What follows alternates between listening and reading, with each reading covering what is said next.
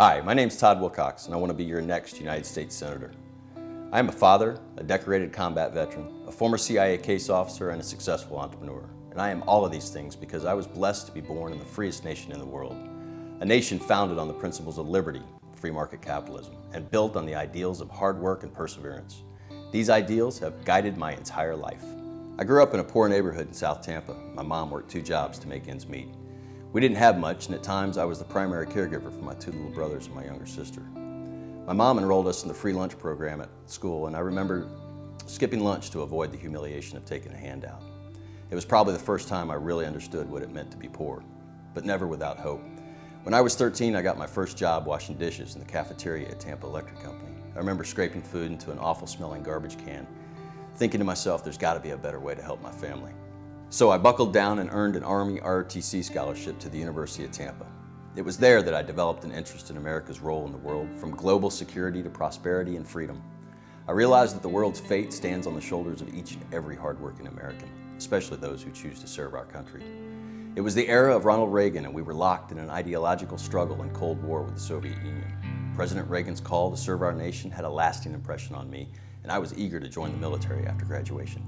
By then, the Soviet Empire had collapsed, but new threats were emerging. I went on to serve as a rifle platoon leader with the 101st Airborne Division during Operation Desert Storm. Upon promotion to captain, I volunteered for a transfer to the U.S. Army Special Forces branch. After earning my Green Beret, I commanded a Special Forces A team in a counterterrorism role in East Asia. In 1997, I joined the CIA to fight the new emerging threat that would later become America's global war on terrorism. I completed 2 years of Arabic studies, and I arrived at my first assignment in the Middle East just prior to 9/11. I saw combat again as a paramilitary officer in the CIA, supporting the United States military in the Middle East. And my final assignment with the CIA was on the Joint Terrorism Task Force in the FBI's field office in Orlando. And because life throws us a curveball sometimes, I was also raising my 2 oldest daughters on my own as a single father for about 6 years. I don't have to tell you there's nothing more important than family, than our children. Listen, I believe with all my heart we must do everything we can to protect the sanctity of life. My second daughter was misdiagnosed with trisomy 13, a fatal birth defect. Terminating her life was never an option in my heart. Today, Danielle is a beautiful and intelligent freshman at the University of Alabama. My girls were a daily reminder of why we fight.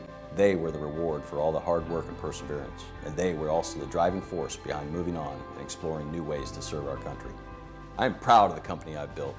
We provide critical services and support that make our military and intelligence organizations better, stronger, and more capable of defending America.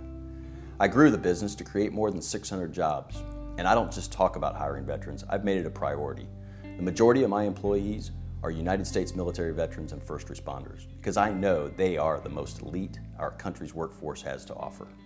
As a husband and a father of 3 beautiful girls, as a combat veteran, and as an American citizen, I'm gravely concerned about the path we are on as a nation and the negative effects the professional politicians from both parties are having on our constitutional republic.